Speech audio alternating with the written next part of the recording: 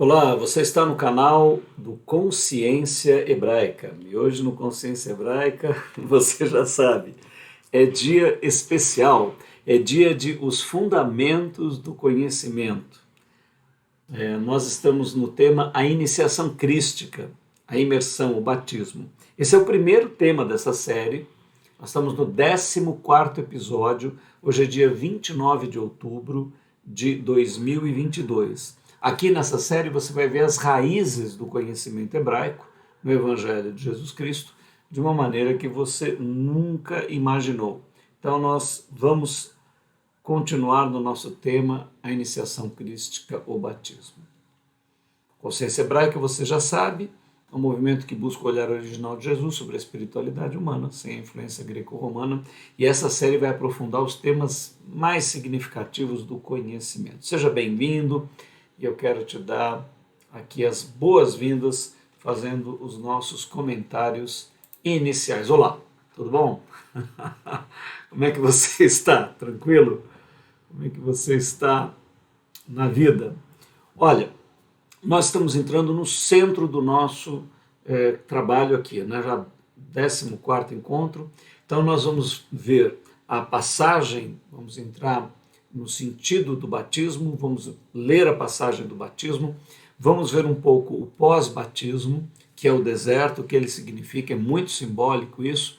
Depois nós vamos fazer uma pequena revisão nos pontos fundamentais que você, como um discípulo de Jesus, você está caminhando para realizar uma iniciação espiritual. Você vai ser iniciado como um discípulo de Jesus através da imersão. Então, isso marca alguns pontos fundamentais de entendimento da realidade. Então, nós vamos passar por isso. E depois nós vamos aprofundar no símbolo, na simbologia, no significado do batismo em si. Vamos lá? Vamos trabalhar aqui o nosso material. Símbolos do batismo, a compreensão do batismo, a iniciação crística do Messias de Israel e a inauguração do símbolo profético da graça e da verdade de Yahvé para a humanidade.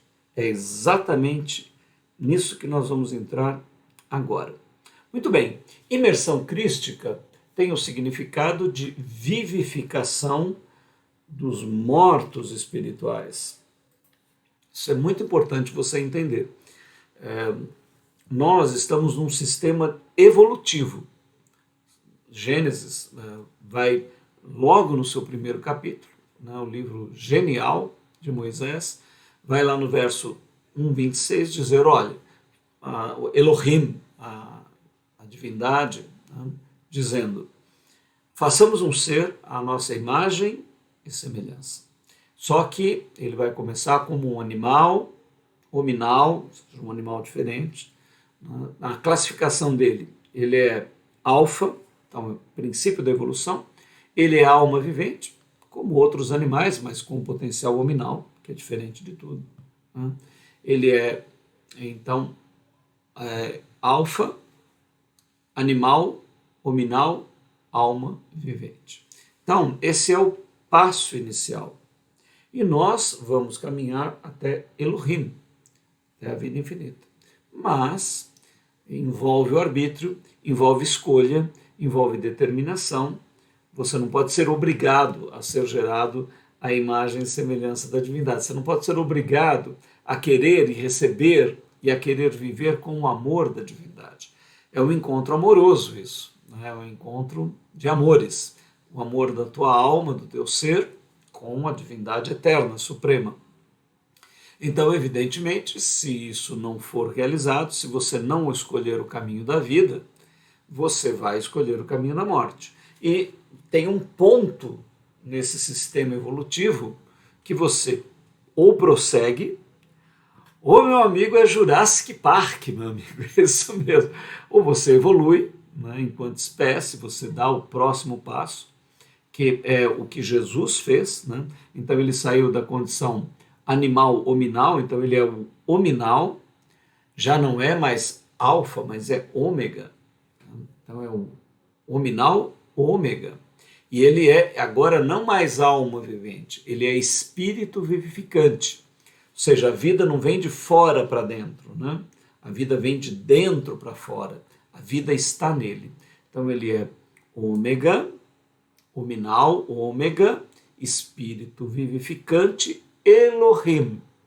Então ele chega à condição de templo da suprema divindade, de filho de Deus, feito à sua imagem e semelhança, como primogênito e unigênito. Então, é disto que nós estamos tratando. E agora nós vamos ver textos que mostram para você que nós estamos de nascimento, temos o potencial para a vida, mas nascemos mortos. E se você não cuidar, né, se você não quiser, se você não escolher a vida, você vai escolher o outro caminho. Né? Não há em cima do muro aqui. Né? Em cima do muro já é do lado de lá. Né? Então, veja aqui o que os textos vão mostrar para nós. Lucas 9,60. Replicou-lhe Jesus: deixa os mortos. Então aqui nós fazemos uma anotação nossa. Ó. Esse morto que ele está falando é um morto espiritual, você já vai entender o que é isso. Sepultar os seus próprios mortos. Nota, os mortos biológicos. Tu, porém, vai e anuncia o reino de Deus, que é o poder de produzir, que é o que pode produzir a verdadeira vida. Ora, que passagem é essa? Jesus chama um jovem para segui-lo. Ele diz: mestre, meu pai acaba de falecer, eu posso primeiro ir enterrar o meu pai? E então Jesus responde com essa frase: deixa os mortos enterrar os seus mortos. Então ele dá dois tipos de mortos. Quais são esses dois tipos? Estão mortos ainda espiritualmente. E vão enterrar um outro morto que está morto biologicamente. Espiritualmente, o que foi selado ali não é dito. Mas os mortos espirituais vão enterrar o morto biológico. Jesus disse: ora, esse trabalho de enterrar defunto, isso daí não produz nada. Deixa que os mortos enterrem seus mortos. Se você vai lá só para cuidar dessa parte de enterro, não se preocupe, tem muita gente que vai fazer isso. Agora, você pode aproveitar a sua ida lá e a partida do seu pai para anunciar a verdadeira vida e tentar ressuscitar os mortos espirituais que estão enterrando os mortos biológicos. Então, Jesus coloca essas duas naturezas e aqui então conecta com o ponto que eu te falei. Há uma evolução. Nós nascemos mortos espiritualmente, mas podemos ser vivificados através do sangue, do DNA, da qualidade genética, do formado à imagem e semelhança de Deus, Yeshua, Hamashia, Jesus, o Cristo ungido, que vai transferir esse DNA evolutivo através da fé, pela graça, pelo amor, ele como noivo, nós como noiva, ele com esse papel ativo, nós no papel receptivo, vamos ser fecundados pelo seu Espírito Santo, né, por essa qualidade do sangue dele, do DNA dele, e vamos ganhar a qualidade para sermos gerados também, como ele foi, a imagem e semelhança dele. Ele é a imagem e semelhança de Yahvé Elohim Adonai, e nós a imagem e semelhança de Yeshua HaMashiach como discípulos. É isso que ele está anunciando aqui. Vamos continuar os textos, vai ficar bem claro para você esse entendimento. Olha lá o que diz Salmo 69, 28. Sejam riscados do livro da vida. Ó, nota, então estavam inscritos, e não sejam inscritos com os justos. Aqui há uma conclusão que nós compreendemos, retiramos das Escrituras, que é muito interessante. Né? São fases descritivas e que descrevem a qualidade da divindade, né? Vamos dizer assim, entre aspas, o caráter, né? Usando um termo humano para Deus. Né? O caráter de Deus, os valores de Deus, né? Tudo no sentido figurativo. Mas assim, Deus sabe que nós iremos evoluir. Todos nascem mortos espiritualmente, mas ele inscreve a todos no livro da vida. Então, ele já... Por que a Escritura carrega essa aparente contradição? Se nós nascemos mortos, o nosso nome não devia estar no livro da vida, né? Fala, olha, não risque o teu nome de lá. Porque nós precisamos confirmar aquilo que é desejo íntimo do coração de Deus, colocado entre aspas aí, né, para nós entendermos. Ou seja, não há um ser humano que tenha nascido no planeta Terra que ele não queira gerar a sua imagem e semelhança. O chamado dele é para todos, ele não despreza uma parte da humanidade, ele não exclui uma parte compulsoriamente do seu amor, da sua vida, não. Ele convida a todos, né? Não há problema de espaço, não há problema de quantidade de nenhum tipo no reino dos céus, no atemporal, no eterno, né? Nem se pode falar em quantidade ali, a qualidade é infinita. Então, ele tem toda e plena condição de gerar todos os seres humanos à sua imagem e semelhança. Não há problema de espaço, não é isso? Então, nós compreendemos que todo ser humano que nasce e exerce arbítrio e vida consciente, ele está convidado a se tornar filho de Deus, templo da Suprema Divindade. Mas, evidentemente, ele precisa querer isto, confirmar isso, né? Ele precisa não apagar o seu nome do livro da vida. Se ele o fizer, aí ele não está escolhendo a vida, a evolução, então vai em direção à morte ou à involução, à segunda morte, a morte espiritual, o desaparecimento. Pode compreender isso nesse texto? Eu acho que dá para ficar claro. Apocalipse 3,5. O que vencer será assim vestido de vestes brancas, e de maneira nenhuma riscarei o seu nome no livro da vida. Antes confessarei o seu nome diante de meu Pai e diante dos anjos. Né? Olha, presta bem atenção aqui nesse texto. Né? Vestido aqui não é algo que vai estar sobre o corpo. Né? Vestes aqui, ó, é o ser da pessoa. Branco é a cor da divindade. Então, o ser da divindade, do qual serão formados os filhos de Deus. E eles não serão riscados. Ó. Então, pode ser riscado? Sim. Então, toda pessoa está inscrita? Sim, mas pode ser riscada. Ok. Antes, aqueles que confirmarem essa inscrição terão os nomes confessados diante do Pai e diante dos anjos. Né? Então, novamente, a mesma ideia fica clara, né? Que a divindade ama a todos, ama você, ama a mim. Ah, mas eu errei, eu falhei, eu cometi. Ok, você pode, sinceramente, verdadeiramente, se arrepender, restituir, voltar, ter uma atitude humilde, depender do Criador, né? Evidentemente, o que você fez de errado, você vai pagar, vai cumprir, vai tentar restituir, vai perdoar, etc. Isso não vai impedir de você permanecer nessa qualidade. A não ser que você, né, renitentemente, orgulhosamente, né, prepotentemente, queira afirmar o seu erro e queira impô-lo ao Criador e a todas as criaturas, e enfim. Aí é um outro problema. Arrogância, prepotência são condições que acabam levando à involução. Né? Deus resiste aos soberbos, né, e dá graça aos humildes. Né? Então, se você tem o espírito de se submeter ao Criador, considerando que Ele é a vida infinita, toda a sabedoria, pleno poder, plena onipotência e amoroso, e Ele mesmo humilde, né? Que não é, em Deus não há prepotência, não há arrogância, não há nada, né?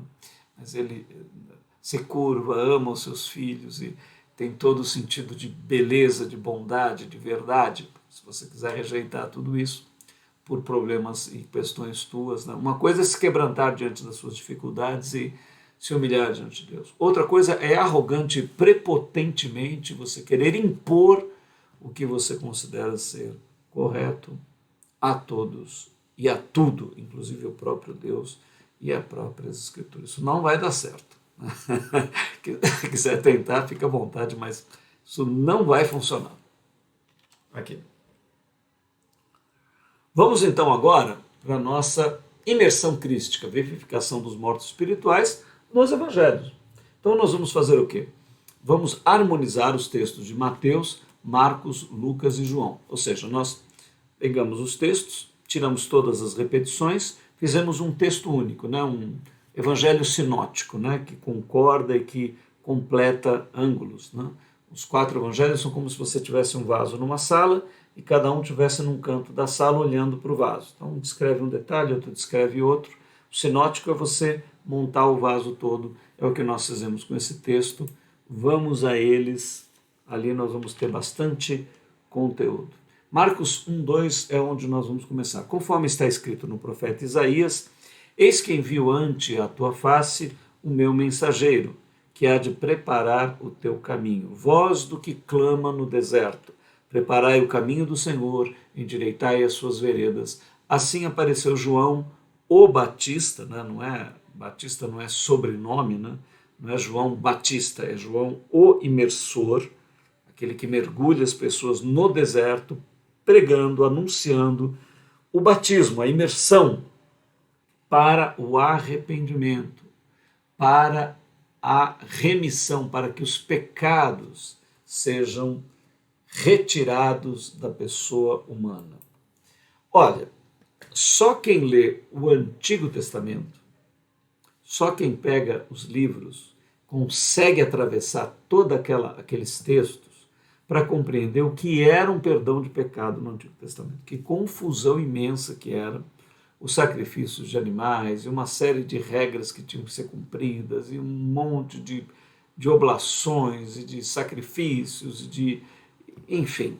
Né? Um dia você se propõe a ler a Bíblia toda, pegue lá de Gênesis, vá até o Apocalipse, você precisa entender isso, para entender a revolução que estava sendo ocasionada em Israel com João, né? E o que deixou os religiosos da época enfurecidos, porque João dizia, ora, você vai tomar consciência, você vai realizar a imersão, você vai ter a condição de se arrepender, vai haver uma qualidade nova em você e você vai ser perdoado, você vai ser amado. Mas e o resto de tudo que era proposto em Israel e tudo mais? Esta é a revolução. Por quê? Haveria disponível em breve algo que João anuncia, é chegado a vós o reino dos céus. E o que é o reino dos céus? O reino dos céus é o espírito de um ser humano que já estava ali no meio de Israel, irradiando da sua qualidade para todo Israel, mas ainda de uma maneira local, que é o espírito de Yeshua HaMashiach, o Espírito Santo, o Espírito de Jesus, o Santo, o Santificado. Né? Este Espírito é que está profetizado no batismo. A imersão nas águas também é uma imersão no Espírito do Messias. Então nós vamos compreender agora depois os símbolos do batismo. Então, batismo para arrependimento, para remissão de pecados. Então, tudo isso, símbolo maravilhoso, tremendo. E no grego, a palavra usada é metanoia. Meta é além, ou um alvo profundo a que se vai alcançar. E mente, além, meta, além da nous, além da mente, ou seja, transmentalizai-vos, seria a mensagem de João. Nós traduzimos por convertei-vos. Você faz uma conversão, você muda de direção, de sentido de vida. Ou a outra palavra poderia ser metanoia, ou seja, transmentalizai-vos, ide além do intelecto humano, ide para a dimensão da intuição racional, do espírito, do logos, do verbo, porque o verbo estava ali realizado em Messias e agora iria fornecer do seu espírito para perdoar pecados, dando ao coração do homem humildade, reconhecimento, desejo de mudança, desejo de integração, consciência. Esta é a grande revolução. O poder do espírito messiânico no interior do homem. Estas são as boas novas. E é isso que João está anunciando. É chegado o reino dos céus, é chegado o Messias, é chegada a revolução do amor. O amor é a transformação do indivíduo através do verdadeiro amor, que é o espírito de um ser humano que está aqui já entre nós. Essa é a grande revolução. O amor é a grande revolução. o amor de Deus agora em Cristo Jesus, no seu Espírito Santo, que irá transformar a nossa vida. Tudo isso está anunciado aqui, ó, pregando o batismo de arrependimento para a remissão dos pecados. Aqui, ó, tudo, esta linha aqui, ela está, é tudo isso que eu falei, né? E saíam a ter com ele toda a terra da Judéia, todos os moradores de Jerusalém, e eram por eles imergidos. Ó, essa palavra batismo não foi traduzida, né? Mas a tradução de batizados é imergidos. João, o imersor. Então, batismo é imersão no rio. João confessando os seus pecados. Olha, já há uma nova qualidade no ser humano, né? Aí uma revolução do homem poder estar aliviado, harmonizado com o Criador, né? Para isso, reconhecendo pecados, né? Imaginem hoje, nós estamos aqui na nossa pós-modernidade, né, onde não há mais pecado, não há mais nada, né?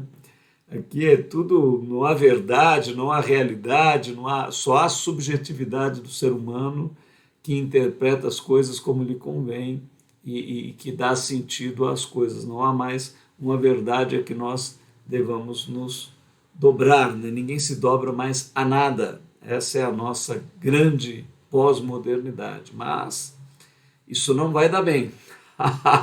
Isso vai dar mal, né? Por quê? Porque há uma verdade, há uma realidade, né? Tudo bem, concordamos que o arbítrio é um fornecimento da própria divindade. E as pessoas podem fazer do arbítrio ou com o arbítrio o que quiserem. E se preferirem com o seu arbítrio dizerem que o salgado é doce, que o doce é salgado, que as trevas são luz e que as luz são trevas, que tudo é igual, né? Não tem pecado nenhum, como nós estamos assistindo, mesmo dentro de igrejas protestantes, evangélicas, né? Até igrejas históricas, aí, admitindo aquilo que é contrário aos textos das Escrituras e invernizando tudo isso e dizendo que não há pecado, que as pessoas podem formar famílias da maneira que querem, viver a sua sexualidade da maneira que quiserem, né, porque tudo é o amor, tudo é graça, tudo é paz, tudo é aceitável, tudo é... Né, colocassem esses homens diante de João Batista, né, para ver o que aconteceria se João concordaria, ou Jesus, ou Paulo, os apóstolos, nesse tipo de discurso. Né? Realmente não seria desta maneira. Voltando então aqui ao nosso texto, e o mesmo Jesus começava a ser de quase 30 anos, sendo filho de José e José de Eli, né, lá em Lucas. Por esse tempo, dirigiu-se Jesus da Galileia para o Jordão, a fim de que João o batizasse. Ele, João, porém, o dissuadia, dizendo: eu é que preciso ser batizado por ti, e tu vens a mim? Então aqui nós já temos um material interessantíssimo, né? Porque assim, o batismo é para arrependimento de pecados? Está escrito aí, você acabou de ler o texto. Mas não é só isso. Né? Isso é uma parte. Né? Por quê? Porque nós sabemos que Jesus era o único ser humano que, primeiro, né, não nasceu morto espiritualmente. Então, para você entender direitinho, vamos pegar aqui o nosso gráfico, ó, principalmente esse gráfico aqui, mais do nosso ser humano. Ó. Todos os seres humanos, então voltando aqui ao nosso gráfico, hominal, né, aqui está o animal hominal, ser humano. Aqui esse C é de consciência, esse A é de natureza anticrística e esse C é de natureza crística. Todo homem nasce, sua consciência é formada a partir desta natureza aqui, ó, anticrística. Nós nascemos mortos espiritualmente. Isso é que é nascer morto. Isto daqui também é chamado de inferno. Né? E isto daqui é a qualidade crística no interior do homem, que também pode ser chamado de céu, de reino dos céus. Está aqui, ó. O reino dos céus não vem de maneira ostensiva. Não acrediteis quando vos disserem ilo aqui ou ilo acolá, porque o reino dos céus está dentro de vós. Olha aqui o reino dos céus. Mas também o inferno está dentro de nós. Então você vê aqui que nós temos um céu portátil e um inferno portátil também. Tanto assim que tem muita gente que ou está indo para o inferno já dentro de si, ou já está lá, já chegou. Né? E tem gente que chegou e já se acostumou, inclusive. Nem quer sair mais de lá. Né? Então, infelizmente, isto evolutivamente não vai funcionar. Vai dar na segunda morte, vai dar a morte espiritual. Né? Então, Jesus, para você entender direitinho aqui no nosso gráfico de novo, né? Jesus nasce aqui, ó, com a consciência, essa consciência aqui que a gente colocou bem no meio aqui, tá vendo? Mas ele nasce com aqui na Virgem, ó. Essa aqui também é chamada a Virgem, né? Porque é a noiva de Jesus, é a natureza crística. Ele nasceu aqui e essa natureza também é chamado de diabo, né? Opositor. Ó. Esse daqui é os diabos. Os demônios estão aqui, ó, são seres abissais. E o abismo é Satanás, né? Todo ele. Então, Jesus falou, olha, não fosse vós que me escolhestes a mim, eu que vos escolhi a vós. No entanto, um de vós é um diabo. Ou seja, não é que Judas era um diabo, né? Ele era um homem que a consciência tinha escolhido a natureza anticrística. Né? Como eu acabei de falar para vocês aí, que tem gente que já está no inferno e gostou, né? Quer ficar por ali, está quentinho. Cuidado que vai esquentar mais para frente. Então, assim, homens, seres humanos, mulheres, que estão se acostumando com uma vida desvirtuada, né? Esqueceram, não sabem mais, na verdade, o que é virtude, o que é verdade, o que é honra, né? O que é qualidade, o que é beleza, o que é sensibilidade. Não essa que é você mesmo determina o que é tudo isso, né? Mas a que vem da divindade para o ser humano. Então, infelizmente, é isso que acontece. Então, aqui no nosso gráfico, só para finalizar, Jesus, nós nascemos mortos espiritualmente e quando nos convertemos, ó, Deus nos arrancou do reino das trevas, tá vendo? Isso daqui é o joio, essa é a natureza, é o sarx, a natureza humana anticrística, né? Deus nos arrancou do reino das trevas e nos transportou para o reino do Filho do seu amor. Olha aqui o reino do Filho do seu amor. Ele tirou a nossa consciência daqui e levou para cá, né? Então, esta é a conversão verdadeira, a metanoia verdadeira do ser humano. Né? Então, voltando para cá, ora, um homem que não tinha pecados, né, João mesmo afirmou, eis o Cordeiro de Deus que tira o pecado do mundo, né, e que não tem pecado, o Cordeiro perfeito, simbolizado lá atrás no Antigo Testamento, né, você não podia oferecer nenhum animal com defeito, né, representando o Messias. Então, por que Jesus precisaria se batizar se o batismo é só para remissão de pecados? Então, aqui nesse curso você vai compreender todo o significado do batismo. O batismo é transbordamento no Espírito Santo. O batismo é geração na evolução futura, depois da descriação. Tudo isso, né, o Messias iria viver. Então ele precisava cumprir esse símbolo profético, precisava passar por este símbolo, porque era uma profecia do que aconteceria com ele na cruz, na morte, na sua nova geração e tudo mais. Tá? Na própria transbordamento do Espírito Santo, que acontece com ele assim que ele sai das águas, tudo isso nós vamos ver. Preste atenção nas passagens e vamos crescer juntos aqui com tudo isso, né? Com esse texto maravilhoso. Olha aqui o que diz a continuidade do texto. João, porém, o dissuadia, dizendo, eu é que preciso ser batizado por ti, e tu vens a mim. Né? Ó, isso é uma boa pergunta, né? Quem que batizou João Batista? João o imersor. Né? Então, ele é o iniciador desse símbolo em Israel. Muitos contam que ele era lá, participava de determinadas ordens iniciáticas, lá nos desertos dali da região sul da Judéia e tudo mais. Mas Isso tudo não é reportado nas Escrituras. Então, o que nós entendemos? Que João é o iniciador do símbolo do batismo e que Deus o batiza no sentido místico, interior e espiritual e o qualifica para que ele batize outras pessoas. Né? Então, ele não foi batizado no sentido externo, né? Não consta de João ter sido batizado, porque Deus inaugura nele a própria essência do batismo. Então aqui, e tu vens a mim, né? Mas Jesus lhe respondeu, deixa por enquanto, porque assim nos convém cumprir toda a justiça. Olha, essa palavra justiça, ela pode ser traduzida por harmonia, né? Porque justo é aquilo que se encaixa, né? Você tem que ter um parâmetro qualquer, e o que definido o parâmetro, o que é justo? Justo é aquilo que se encaixa neste parâmetro, né? Evidentemente, qual é o único ser que pode ser parâmetro? A divindade, né? A divindade é o parâmetro.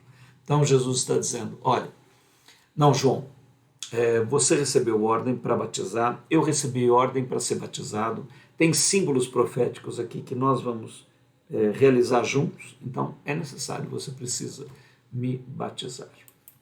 Esse é o sentido. Então ele o admitiu. Batizado Jesus, saiu logo da água e eis que se lhe abriram os céus. Olha, as escrituras, elas trazem muitos símbolos, né?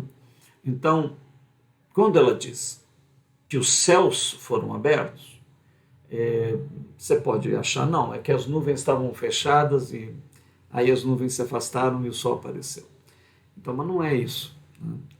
O que a Escritura está dizendo é assim, o Messias estava num crescimento ascensional, né? Então ele não nasceu perfeito, né? Inclusive a última frase dele na cruz está aperfeiçoado, que os tradutores preferem traduzir por consumado, né? Mas uma das possibilidades de tradução é aperfeiçoado. Pai, em tuas mãos entrego o meu espírito. Então, se você compreender que ele foi, como ser humano, ele mesmo se chama o Filho do Homem, todas as vezes, né? Então, ele como ser humano evoluiu, até chegar a Filho de Deus. Então, esses céus que se abriram, ao ele cumprir aquilo que havia sido determinado, ele realiza o símbolo externo da sua imersão nas águas, que nós vamos compreender profundamente o que é, e um dos símbolos desta imersão é a imersão no Espírito Santo da divindade. Então ele é mergulhado completamente fisicamente nas águas, né? Muita gente põe lá nos filmes João derramando um negocinho de água na cabeça de Jesus. Assim, isso é ridículo, porque a palavra imersão é mergulho, a pessoa está toda mergulhada nas águas, né? Não que exatamente isso faça diferença no sentido externo, o batismo é uma atitude acima de tudo. Mas, havendo água e havendo possibilidade, por que não cumprir o símbolo como ele é ordenado, né? Por que essa ação contrária, algo que pode ser feito, se há água, se há a temperatura correta, se as pessoas têm saúde para passar pelo batismo, por que não fazer uma imersão total, né? Como aqueles que se batizam cumprindo isso fazem. Então, Jesus é imerso, e isto representa, esta obediência dele, de João, representa mais uma etapa do seu transbordamento. Então, os céus estavam fechados, aquele céu que precisaria ser aberto. E ele então abre esses céus fazendo o batismo. Então não é que houve um vento lá, a nuvem saiu e agora tem um sol que saiu, não. Está falando a respeito do interior. Então o Messias estava vencendo etapas e se tornando cada vez mais o homem que ele deveria ser, o ser humano que ele deveria ser. Então é isso que está simbolizado aqui, ó. Então assim que ele saiu da água, ó, ele venceu essa etapa evolutiva e foi vista o Espírito de Deus descendo como uma pomba Né? Não é que o Espírito era uma pomba, ele desceu como uma pomba. É uma simbologia, né? Porque a pomba transmite, né, uma pureza, uma simplicidade, né? Ela se aproxima, das aves todas, é uma ave que se aproxima mais do ser humano, e etc. Então, é um símbolo dessa afabilidade, dessa comunicação. Né? Não é que o Espírito Santo é uma pomba, né? Ali estava em forma de pomba, né? Mas ele é um símbolo dessa imersão de graça que o Messias vive e cujo símbolo é uma pomba. Né? Então, viu o Espírito descendo, ó, como pomba. Então, Jesus, os céus se abrem e o Espírito de Deus preenche completamente o Messias, né? Há uma imersão total. Nota, Jesus batizado no Espírito Santo, há um transbordamento do Espírito Santo. O que é o batismo no Espírito Santo? É a imersão total. Então, é por isso que os céus foram abertos. Ou seja, neste momento houve um transbordamento total do Espírito de Deus dele em santidade. Isto irá prepará-lo para a sua missão, como também nos preparará para a nossa missão. Você fala, mas então Jesus não era santo porque faltava Espírito Santo nele? Sim, ele era plenamente santo até aquela dimensão que ele tinha alcançado. E ele vai ascender, agora ele passa por uma imersão total. E ele ainda vai ter mais crescimento, claro, ele vai sair dali, vai para o deserto para ser tentado. Né? E isso tem um símbolo na nossa vida também. E quando você se batizar, realizando esse símbolo, evidentemente haverá, se você exercer fé, se você assim compreender, se você assim concordar, vai haver um símbolo, uma realização, um processo dentro de você. É maravilhoso, né? Se você assim admitir dentro de você, se você ligar isto no céu, na terra será ligado por Deus, porque você está cumprindo aquilo que Jesus determinou. Então, olha, ele dá esse passo, ele transborda no Espírito, isso vai prepará-lo para a sua missão e você também vai ser preparado através do batismo, vindo sobre ele. E o texto continua dizendo, e eis uma voz dos céus que dizia, este é o meu filho amado em quem me comprazo. Olha, eu queria assim que você lesse com todo o amor e profundidade o significado desta frase. Este é o meu filho amado. Olha, esse daqui é assim, o coroamento, né? É a declaração fundamental a respeito da vida de Jesus. E nós, como discípulos deste homem, evidentemente, almejamos a mesma coisa, devemos almejar a mesma coisa. E por que o coroamento? Porque é a própria divindade, diante da obediência dele, né? Viu que ele cumpriu a justiça, que é a harmonia com o Criador. Ele, João, de uma maneira maravilhosa ali, né? Realizando esse símbolo. Então, vem uma voz confirmando. E veja que a voz ela é claríssima, porque ela vai nos dar com perfeição a relação fundamental do Messias e que deve ser a minha e a tua relação também. Então, olha, esse não é o meu, a frase não diz, este é o meu filho esforçado, este é o meu filho inteligente, este é o meu filho refinado, este é o meu filho educado, este é o meu filho erudito, este é o meu filho cumpridor das minhas obrigações que eu lhe impus. Você percebe o que a frase diz?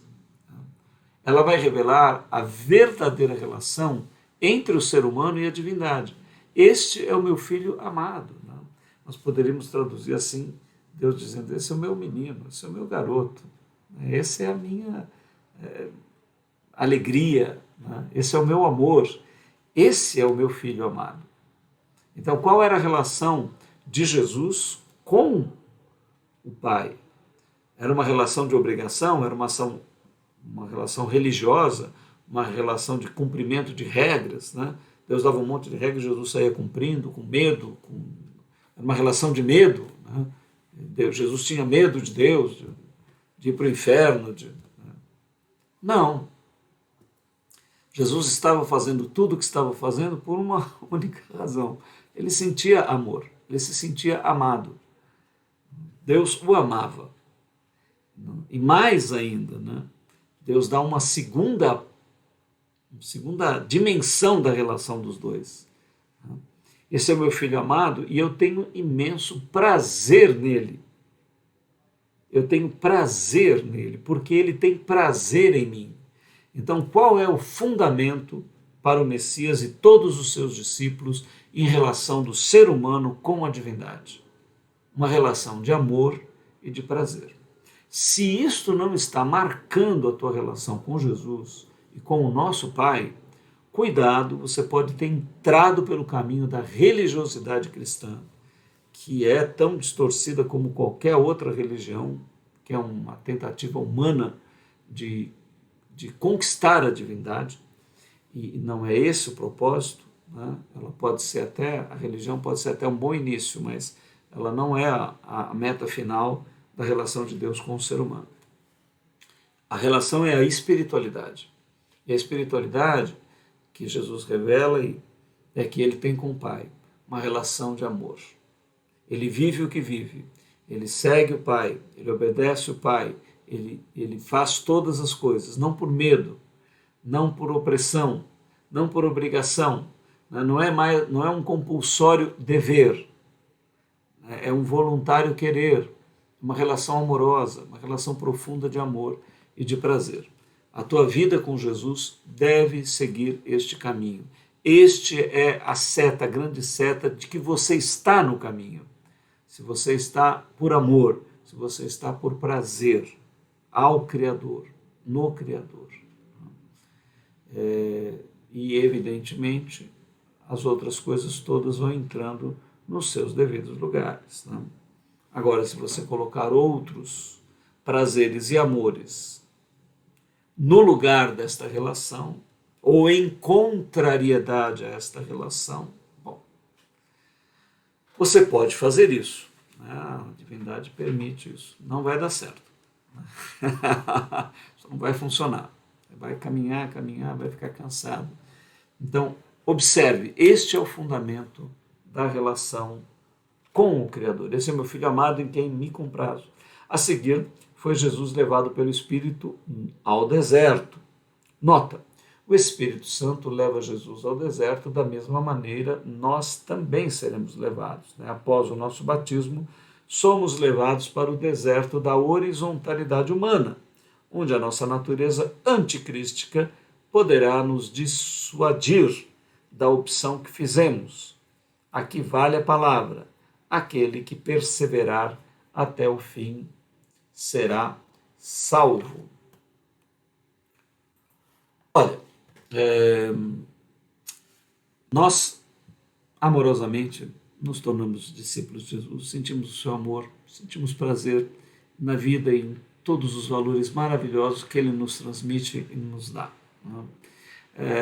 Mas o deserto é uma consequência da nossa permanência em tempo e espaço, da nossa dualidade, dessa natureza ingradiente, dentro de nós, crístico e anticrístico, da nossa natureza humana, horizontal, nos nossos desejos, nas nossas misérias, no sentido de coisas que impulsionam a nossa natureza, no sentido da horizontalidade, e que algumas podem ser alinhadas, colocadas a serviço eticamente do Criador, no lugar certo, devidamente, no tempo certo, no momento certo. Ou você pode fazer do jeito que você acha que é, na hora que você quiser. Então, nós, ao final desse curso, nós vamos falar sobre ética, sobre qual é o comportamento de um discípulo de Jesus, com referência à sociedade, à sua sexualidade, à sua visão espiritual, à sua relação com as criaturas, o meio ambiente, com a vida, né? Com a família, com os valores. Né? E você vai ficar livre. Isso é maravilhoso. A divindade deixa todo mundo livre para fazer aquilo que quiser. Agora, tudo tem uma consequência, tudo tem uma causa e um efeito. E você vai estar livre para fazer isso. Então, esse deserto, o povo de Deus no deserto andava. Né? Quando ele sai do Egito para chegar na Terra Prometida, ele vai passar 40 anos aonde? No deserto. Né? E aquilo é um símbolo. No nosso outro curso, Amanhecer da Consciência Hebraica, nós estamos lá, ainda no Egito, não chegamos no deserto, mas vamos chegar. Então, você vai estar preparado. E aí o que é importantíssimo demais? Um grupo. Você precisa de pessoas. Precisa ser uma igreja formal. Pode ser na tua casa. 2 ou mais reunidos em meu nome, lá estarei eu entre eles. Né? Ali vocês precisam estabelecer uma autoridade de Deus, as escrituras, a leitura, né? Um contentamento, uma adoração, um cântico, singelamente tomar a ceia juntos, né? Fazer propósitos, ter um grupo de intercessão, ter desafios espirituais, ter colegas, companheiros, amigos, crísticos, discípulos que te ouçam, que te deem guarida, que andem com você. Então, isto é fundamental. Jesus sai dali, ele já começa a convocar os seus discípulos e depois os forma apóstolos, que são os enviados, os prepara para que eles sejam enviados, e ele lá na frente diz, ora, vós estáis comigo nas minhas tentações. Então, se você quer progredir, né, esteja ligado a pessoas, valores, lugares, situações que convergem para este propósito. Se você começar a andar com gente que não tem eira e também não tem beira, né, se você começar a andar para qualquer lugar, né, sem uma bússola, sem um sentido, missão, direção, propósito, valor, né, virtude, você vai acabar escorregando e mesmo estando no Evangelho. Né? Porque muita gente aí que está com a Bíblia na mão, foi discípulo de Jesus, tem conhecimentos profundos, teológicos, maravilhosos, lê muito e tudo mais, e acaba pervertendo toda a história e indo por caminhos aí que as Escrituras não têm a menor harmonia. Né? precisamos reinterpretar a Bíblia, precisamos contextualizar a Bíblia às novas proposições da pós-modernidade, etc, etc, etc. Isso tudo vai para o inferno, meu amigo. É isto mesmo. Né? Por quê? Porque foge completamente desse sentido profundo da espiritualidade humana, que é o da submissão, né? Que essas pessoas, na verdade, querem viver a vida do jeito delas, não segundo aquilo que é o valor da divindade. Então, vamos terminar aqui nessa página, vendo até o final, né? Por isso que fala aqui, ó, aquele que perseverar até o fim, né, será salvo. Né? Então, a nossa natureza anticrística vai trabalhar, a nossa horizontalidade humana vai nos levar para esse deserto, mas nós teremos o Espírito Santo, nós vamos passar por tudo isso e ser mais que vencedores. Para ser tentado pelo diabo. O diabo aqui, né, tem sentido de natureza anticrística. Né? Eu acabei de falar para vocês aí que a Bíblia nunca confunde, né? Diabo, que é essa qualidade anticrística do ser humano, demônios, seres abissais, que o próprio Satanás forma do abismo, e Satanás, que é o próprio abismo, o próprio tempo ou morte. Né? Tem vários nomes aí, antiga serpente. Né? Tudo isso colocado pelas Escrituras. Então, essa natureza aqui vai nos tentar mesmo, que o diabo, né? Nota que é a nossa natureza anticrística. Logo, o Espírito o impeliu para o deserto, onde permaneceu 40 dias, sendo tentado por Satanás. Né? Então, esse 4 aqui, ó, é o número da criação, lembra? Poder, sabedoria e ação, né? Elohim, qualidade de Deus. Depois tem também os 7 Espíritos de Deus, que nós lá no Amanhecer da Consciência Hebraica já falamos, mas depois do 3 de Deus, que é o número de Deus, vem o 4, que é o número da criação. E aí tem dois 4, o 4 da criação celestial e o 4 da criação abissal, né? 4 do céu e 4 do abismo. Pode ver que dá sempre este 8, né? Que é o dia em que o menino é circuncidado, que é o 8º dia. Então, Davi era o 8º filho, por exemplo. O Messias nasce no número 8, que é o número entre o equilíbrio dessas duas criações, do crístico e do anticrístico. Né? Então, aqui ele passa 40 dias e 40 noites. Moisés também 40 dias e 40 noites. Elias, 40 dias e 40 noites. Você sempre vai encontrar o dilúvio, 40 dias e 40 noites. Então, 4 e 4, 8. E aqui aparece novamente esse número, não? Deserto, onde permaneceu 40 dias sendo tentado por Satanás. Nota, Deus desse mundo que move demônios, seres abissais e o diabo em cada um de nós, lá, para o alinhamento de nossa consciência com o tempo e horizontalidade. Quer dizer, o diabo quer alinhar a nossa consciência com o tempo e horizontalidade. É o que está acontecendo aí com muita gente. Estava com as feras. Que feras é essa? Muita gente fala assim, não, no deserto tinha lá animais, etc. Né? Mas aqui é símbolo. Né?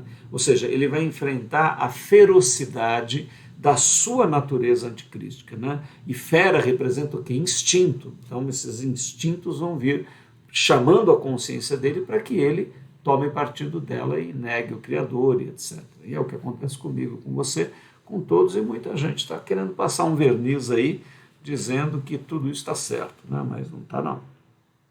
Por isso que nós temos que entender. Indomáveis, né? Naturalmente indomáveis. Essa natureza anticrística não tem acordo com ela. Não tem como passar verniz. Né?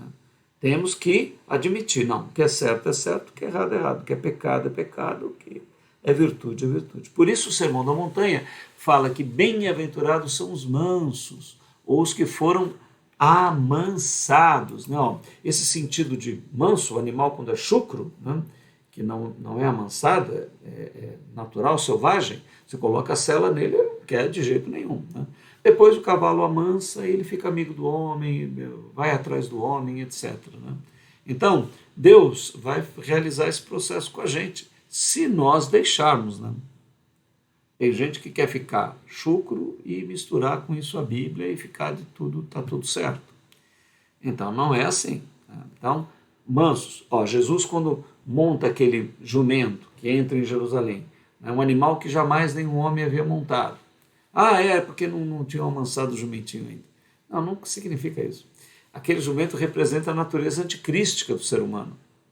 E nunca ninguém dominou essa natureza. O Messias dominou. Ele foi o único campeão humano que vence essa natureza. Né? E ele vai dar vitória a mim, vai dar vitória a você, pela graça, pelo amor, pelo Espírito Santo.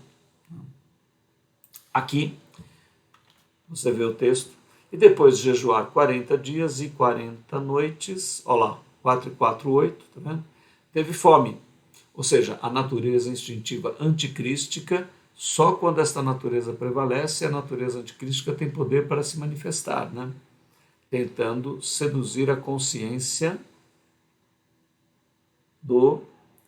nós vamos deixar aqui para frente, do Messias, né? Nós vamos deixar as tentações para o nosso próximo capítulo. Vamos ficar aqui, né? Essa natureza prevalece, a natureza anticrística. Você percebe aqui, que não diz que ele teve fome durante os 40 dias. Por quê? Ele estava guardado ali no crístico, o anticrístico dele, né, já muito, né, não tinha poder de se manifestar dessa maneira. Mas ele aguarda os 40 dias e a natureza anticrística vai ganhando potência, né? E depois chega um momento que ele sente fome. Quando ele sente fome, o tentador se apresenta para ele. Então o instinto subiu e agora começa então o chamado à sua consciência. Né? Olhando aqui o nosso gráfico, ele estava com a sua consciência aqui no Cristo. E ficou 40 dias, 40 noites sem ter fome. E o anticrístico foi ampliando a sua potência ali no deserto, até a hora que ele conseguiu então realizar um diálogo com a natureza do Senhor Jesus. e era uma natureza que tinha ouvido tudo que ele sempre ouviu a vida inteira, inclusive as declarações de Deus e os estudos das Escrituras que ele fazia. Ou seja, a natureza diabólica, né, que muita gente nem admite que o Messias tinha isso tudo aqui, mas se o Messias não tivesse essa natureza anticrística, ele não seria um ser humano. E ele diz, eu sou o filho, ou seja, produto do homem, filho do homem, produto da natureza humana. Ele tinha qualidade crística e anticrística. Senão ele não teria arbítrio, senão ele não seria nem ser humano. Mas ele era um ser humano, filho do homem, que se torna filho de Deus. Essa natureza queria atrair a consciência dele, que sempre esteve aqui. E a tentação vai vir para isso, mas já temos a notícia do próximo capítulo. Ela vai fracassar. Ela teve sucesso com todos os homens, de Adão até Jesus. Mas com o Filho de Deus, com Jesus, ela fracassou. Com Jesus, o Filho do homem que se torna Filho de Deus, ela fracassa, e por ela fracassar, ele se torna o primogênito e unigênito de Deus. Mas isso nós vamos deixar para o nosso próximo capítulo. Nós somos o movimento Consciência Hebraica. Nós estamos no Telegram, no YouTube. Você pode se inscrever no nosso canal se você gostar dos estudos. Clica lá para se inscrever, é importante para o canal crescer. Indique o nosso canal para alguém, passe esse vídeo para alguma pessoa, deixe um like, faça um comentário, isso ajuda o canal. Estamos no Telegram, lá tem todos os vídeos que a gente já publicou.